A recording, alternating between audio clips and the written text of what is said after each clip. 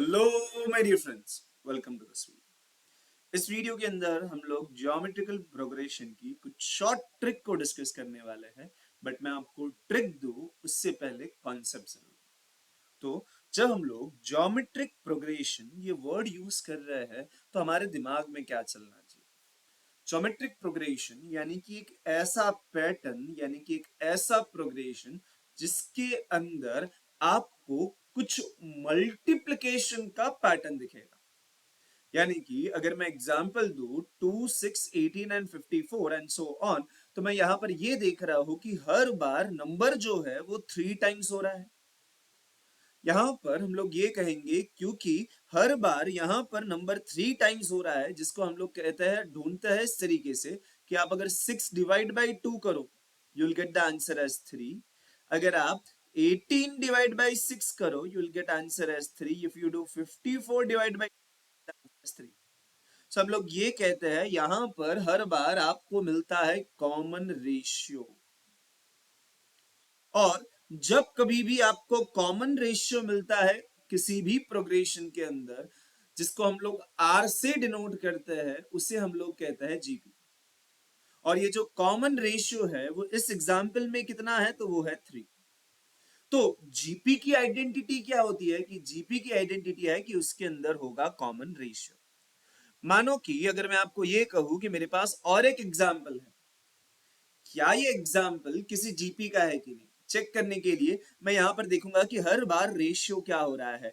34 divided by 68, 17 divided by 34, again it is 0.5, then 8.5 divided by 17, again it is 0.5। तो यहां पर हर बार common ratio जो है वो 0.5 का है, इसलिए एक जीपी होगा। उसके साथ साथ अगर आप देखोगे तो ये जीपी स्टार्ट किससे हो रहा है? जीपी स्टार्ट हो रहा है विथ ए।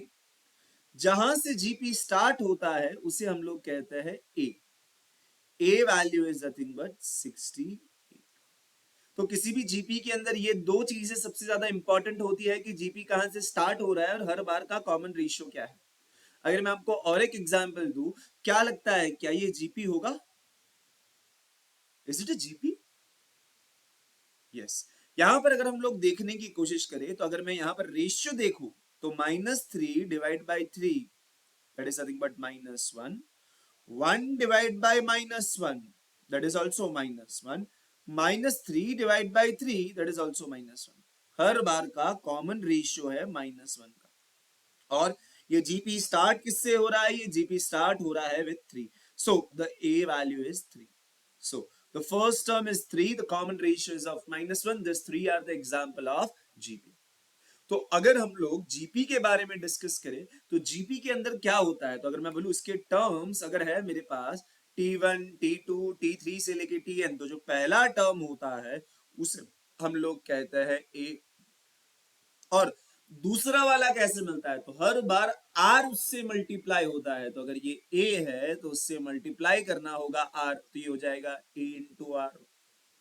फिर T3 के लिए क्या होगा? तो T3 के लिए ऑलरेडी ए आर है और एक बार आर मल्टीप्लाई करोगे तो ये हो जाएगा ए आर का स्क्वायर।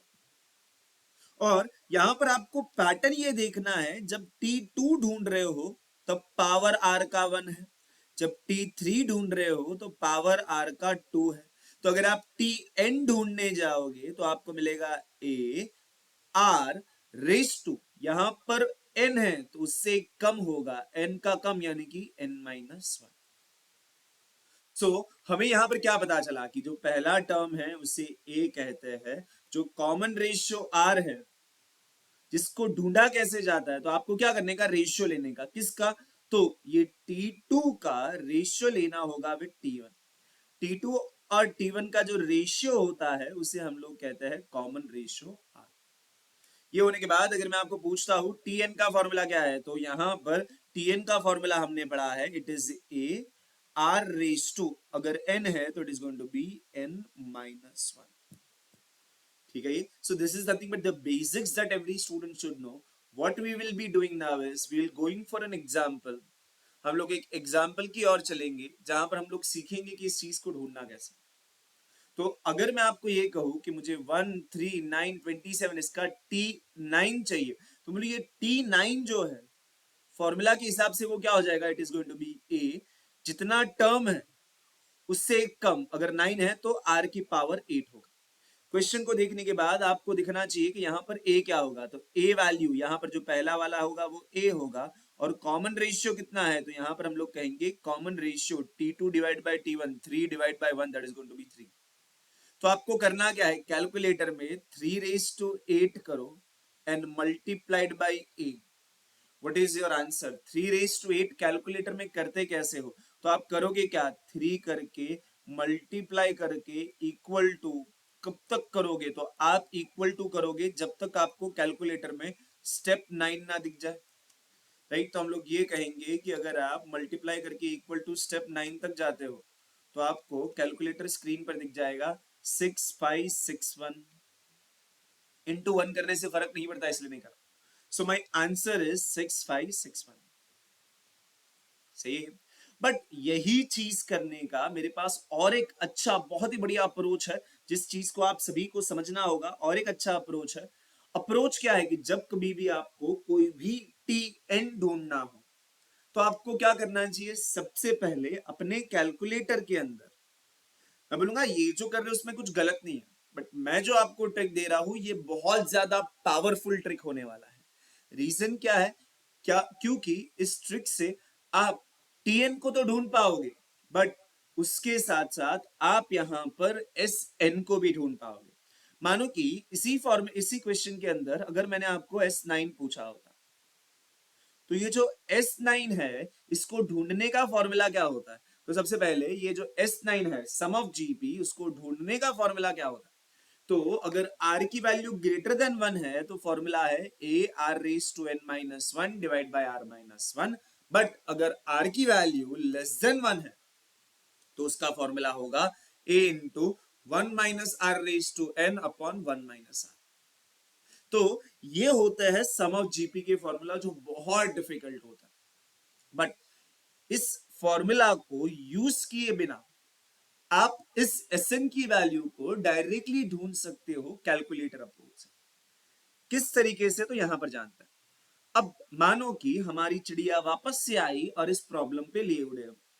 यहां पर इस प्रॉब्लम में अगर मुझे टीएन को ढूंढना है तो मैं करता क्या हूं, तो मैं सबसे पहले कैलकुलेटर ट्रिक जो है उस ट्रिक के अंदर सबसे पहले मैं आर को लिखता हूं, कैलकुलेटर के अंदर पहले 3 लिखूंगा आर, और उसको मल्टीप्लाई करूंगा विथ ए, आर इंटू ए। जैसे ही मैं कैलकुलेटर में इक्वल टू प्रेस करूंगा स्क्रीन पर आ जाएगा 3। 3 क्या है, तो अगर मैं 3 को देखता हूं तो ये मेरा सेकेंड टर्म है, तो this is my second term. और अगर मैं स्टेप देखता हूं कैलकुलेटर में कितने स्टेप हुए, तो मुझे स्टेप में दिखेगा यहां पर 3। अगर मैं 3 मल्टीप्लाई इक्वल टू करके इक्वल टू करूंगा तो मुझे स्टेप में दिखेगा 3 एंड नंबर भी 3। और अगर मैंने यहां पर और एक बार इक्वल टू प्रेस किया, सिर्फ मैं बोल रहा हूं कि मैंने इक्वल टू प्रेस किया, तो स्क्रीन पर आ जाएगा 9 जो है मेरा थर्ड टर्म, जो है मेरा थर्ड टर्म, और स्टेप्स जो है वहां पर मुझे दिख रहा है 4। तो अगर मैं और एक बार इक्वल टू प्रेस कर रहा हूं तो 27 आ रहा है जो मेरा फोर्थ टर्म है, और मेरे स्टेप जो होता है कैलकुलेटर में जो काउंटर होता है वहां पर मुझे दिख रहा है 5। इसी तरीके से अगर मैं पैटर्न देखता हूं तो T2 ढूंढने के लिए थर्ड स्टेप, 3 के लिए 4, 4 के लिए 5। तो अगर मुझे इस तरीके से T9 तक जाना है तो मैं 10 स्टेप तक सिर्फ इक्वल टू दबाते रहूंगा। तो जैसे ही मैं 10 स्टेप तक इक्वल टू दबाता हूं मुझे स्क्रीन पर आ जाएगा 6561, जो है मेरा आंसर, जो मैंने यहां पर देख लिया था, राइट। तो हम लोग क्या सीख रहे हैं कि अगर आपको T9 ढूंढना है तो आप क्या करो, पहले R लिखो इंटू ए करो, और जिधर तक जाना है उससे एक ज्यादा स्टेप तक जाओ, राइट। जिधर तक जाना है उससे एक ज्यादा स्टेप तक जाओ। बट इतना ही नहीं, इस ट्रिक को आप और एक बार आगे ले जा सकते हो। किस तरीके से, इतना करने के बाद अगर आपने ये सारे स्टेप एज इट इज रखे हैं कैलकुलेटर में और कुछ नहीं किया, इसके बाद अगर इतना ही आपने किया है तो मैं कहूंगा कि मानो कि अगर मैंने यहां पर इतना करने के बाद 6561 आने के बाद अगर मैं यहां पर GT प्रेस करता हूं अगर मैं यहां पर GT प्रेस करता हूं तो GT का मतलब क्या, ग्रैंड टोटल, तो वो क्या करेगा, सबका टोटल कर देगा। सबका टोटल करेगा तो कहां से कहां तक का टोटल हो जाएगा, तो यहां पर मेरे पास T2 T3 T4 Tn सबका टोटल हो जाएगा। और जैसे मैंने GT प्रेस किया ना तो मेरी स्क्रीन पे नंबर आ गया 9840। बट मैं बोलूं सबका सम हो गया, बट T2 से हुआ है। अगर मुझे S9 चाहिए तो उधर तो T1 से स्टार्ट करना होता है। तो इसीलिए GT दबाने पर T2 से T9 सब कुछ आ गया, बचा तो सिर्फ T1 यानी कि A बचा है। इसीलिए ये होने के बाद आप प्लस कर दो A, यानी कि प्लस कर दो 1। यहां पर A की वैल्यू 1 है इसलिए 1 ऐड कर दिया और आपका फाइनल आंसर बन गया है 984 और S9। राइट, तो ये जो मैं आपको ट्रिक दे रहा हूं, इस ट्रिक से आप Tn और Sn दोनों ही साइमल्टेनियसली ढूंढ पाओ। राइट, हम लोग करेंगे क्या, ये जो हमने कॉन्सेप्ट समझा है इस कॉन्सेप्ट को एक बार प्रैक्टिस करते हैं, फिर मैं कैलकुलेटर ट्रिक जो है वो आपके सामने अच्छे से लिख के रख दूंगा। ठीक है, तो हम लोग यहाँ पर ये जो Sn जो है उसके फॉर्मूला यूज किए बिना कैलकुलेटर के अंदर इसकी वैल्यू ढूंढेंगे। जब भी आप क्वेश्चन देखो तो पहले ए देखने का, फर्स्ट जो होगा दैट इज ए। रेशियो देखने का, तो अगर 126 डिवाइड बाई 252 करोगे यू विल गेट 0.5। तो आपको R पता है, A पता है। अगर आपको T14 तक जाना है तो कैलकुलेटर में पहले R लिखो, R इज 0.5, मल्टीप्लाई करो A के साथ 252 और इक्वल टू दबाना है। किधर तक दबाना है, तब तक सिर्फ इक्वल टू दबाओ जब तक आप एक स्टेप आगे ना आ जाओ। अगर 14 है तो काउंटर पे स्टेप्स पर आपको 15 दिखना चाहिए। तो आप कैलकुलेटर में 0.5 इंटू 252 मल्टीप्लाई करके इक्वल टू करते रहोगे, कब तक, जब तक 15 स्टेप ना दिख जाए। जैसे ही 15 स्टेप दिख रहा है वो है 0.03076। ये जो नंबर आया है this is a value of your T14। ठीक है, तो आपकी स्क्रीन के ऊपर जो नंबर है वो T14 है। अगर आप यहां पर GT दबाते हो, if you press GT over here, सबका टोटल हो जाएगा। बट छूटेगा कौन, छूटेगा A, इसलिए प्लस कर दो 252, प्लस कर दो 252 to get the answer as 503.9692। This is the value of your S14। This is the value of your S14। Right, तो अगर आप इसमें थोड़ी मास्टरी ले लोगे तो ऐसे क्वेश्चन में कहीं आपको कुछ लिखना ही नहीं पड़ेगा, एग्जाम के अंदर सीधे सीधे आंसर तक पहुंच सकते हैं। ठीक है, अब ये जो मैं आपको ट्रिक दे रहा हूं, ये ट्रिक के स्टेप्स क्या है। तो अगर आप देखो कि calculator trick to find out GP क्या होता है, सबसे पहले आर लिखो इनटू ए करो। ये होने के बाद इक्वल टू कब तक करना है, तो आपको n+1 स्टेप्स तक करना है।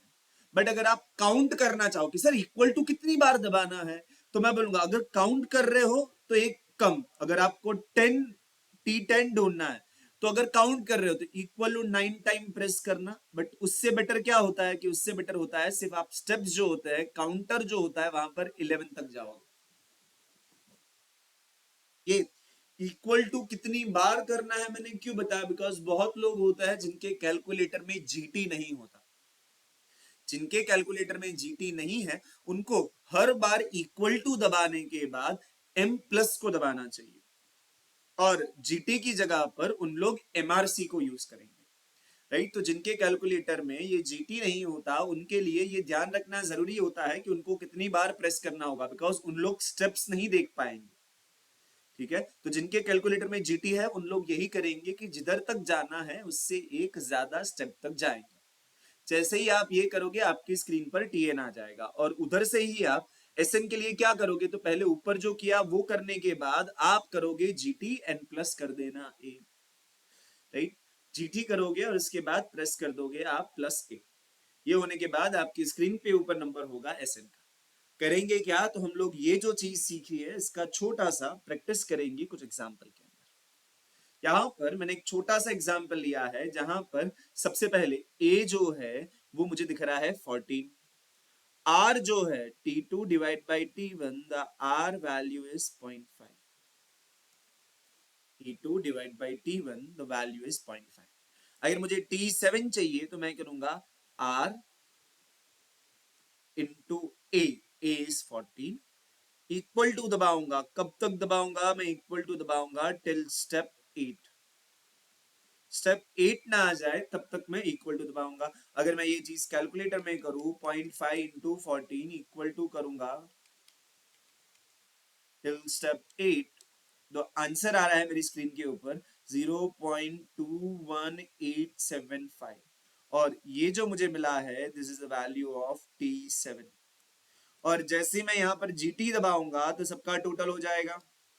और ये जो टोटल है उसके अंदर प्लस क्या करना होता है? तो प्लस करना होता है ए की value, that is nothing but 14. जैसे इक्वल टू दबाओगे आपकी स्क्रीन के ऊपर नंबर आ जाएगा 27.78125, which is value of S7. ठीक है, समझा सबको क्या किया गया यहाँ पर? बहुत ही प्यारा सा सिंपल सा प्रॉब्लम है. राइट, इस चीज को अच्छे से प्रैक्टिस करना चाहिए आपको. अगर आप प्रैक्टिस करोगे तो आप अपनी स्पीड को यहाँ पर बढ़ा पाओगे. आप लोगों की प्रैक्टिस के लिए मैंने यहाँ पर एक छोटा सा एग्जाम्पल रखा है. मैं आप सभी से रिक्वेस्ट करूंगा इसको सॉल्व कीजिए और इसका जो आंसर है वो मुझे कमेंट सेक्शन में जरूर बताइए, तो मुझे समझेगा कि नहीं आपको आ गया है कि ये ट्रिक क्या है. ठीक है, तो ये जो क्वेश्चन होगा वो मेरी तरफ से आपको एक छोटा सा गिफ्ट है, एक्सेप्ट करो और इसका जो आंसर है वो मुझे कमेंट बॉक्स के अंदर रिटर्न करो. ठीक है, अब बात करते हैं about infinite GP. Infinite GP का मतलब क्या? एक ऐसी जीपी जो कभी रुकती नहीं है. और जब इनफाइनाइट जीपी हो तब आपके पास a r square dot dot dot चलते ही रहेगा, पता नहीं कब रुकना है. तो ऐसे केस के अंदर जब आपको पता ही नहीं है कब रुकना है, तब हम लोग क्या करते हैं? ऐसे केस के अंदर हम लोग एस इंफिनिटी की वैल्यू जो है, जिसका जो फॉर्मूला है वो बनता है ए अपॉन 1 - आर. ये जो फॉर्मूला है वो आपके ओरिजिनल फॉर्मूला जैसा ही है. जो एस एन का फॉर्मूला आपने पढ़ा था वही है ये, ए इंटू 1 - R⁻n/(1 - R). बट क्योंकि यहां पर आपने n की वैल्यू इंफिनिटी ले ली है, क्योंकि आपने n की वैल्यू इंफिनिटी ले ली है, तो यहां पर इस n की जगह पर इंफिनिटी आएगा.